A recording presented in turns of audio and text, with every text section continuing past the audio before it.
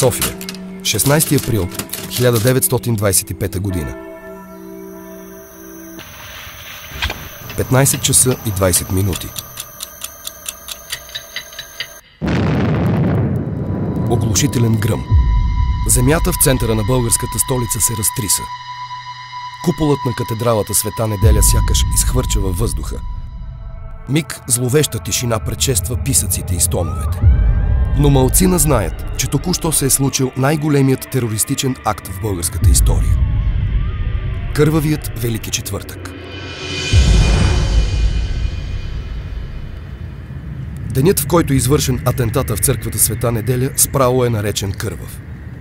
По своята бруталност, броя на жертвите и ранените, а и заради последиците, атентатът е невиждан до този момент акт.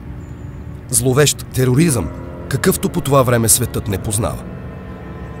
Група крайно леви дейци на военната организация на Българската комунистическа партия взривяват покрива на църквата Света Неделя, докато в нея се провежда опелото на генерал Константин Георгиев. Атентатът е замислен, подготвен и осъществен под ръководството на Коста Янков, лидер на военната организация на БКП.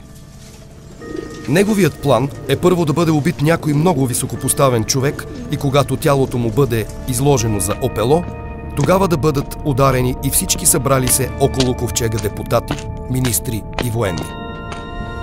Без съмнение, ще бъдат погубени деца, жени и невидни граждани, но това не е от първостепенно значение за организацията.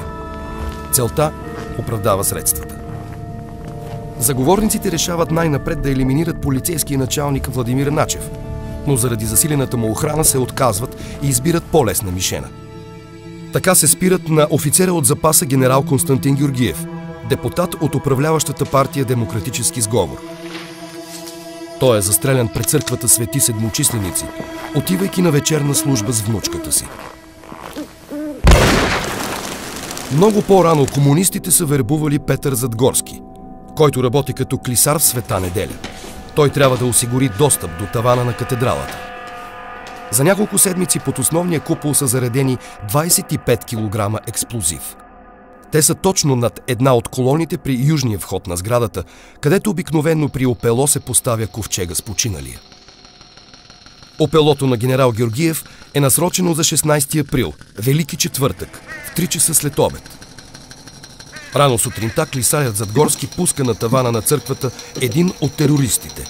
Никола Петров трябва да чака знак от клисаря, за да запали фитилите и докато горят, двамата да избягат. Когато траурното шествие влиза в църквата, софийският митрополит Стефан, който води церемонията, се разпорежда да преместят ковчега заради многото хора.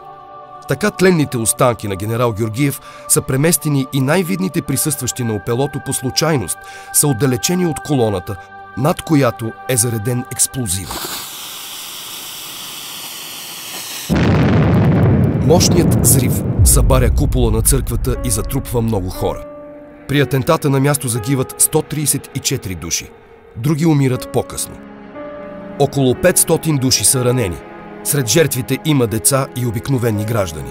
3 депутати, десетки генерали, полковници и по-нисши офицери. Но всички членове на правителството се отървават само с леки наранявания. Цар Борис III не е в църквата, защото по това време е на погребението на убитите в опита за покушение срещу него самия в прохода Арабаконак 2 дни по-рано. В страната е обявено военно положение.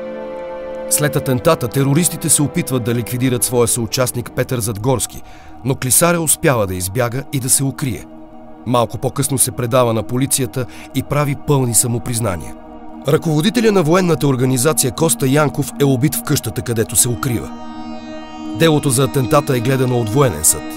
По време на процеса Марко Фридман, най-високопоставеният от обвиняемите, признава, че организацията е била финансирана през Виена от Съветския съюз.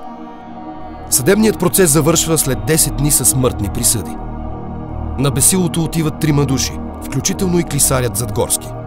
На 27 май присъдите са изпълнени. Това са последните публични екзекуции в България. След атентата, Централният комитет на Българската комунистическа партия официално го обявява за необмислено действие. Следващите години комунистическата историография определя извършителите на атентата като леви сектанти, действали срещу решенията на партията. Ще има и много спорове дали всъщност Георги Димитров и Васил Коларов, първият и вторият човек в Коминтерна по това време, са били наясно с подготовката на терористичния акт. Много факти през годините ще бъдат заличени или изкривени. Други ще бъдат отнесени в отвъдното със смъртта на основните участници в събитията. За атентата в църквата Света Неделя са написани няколко книги. Но въпреки това, и до днес, все още цялата истина не се знае.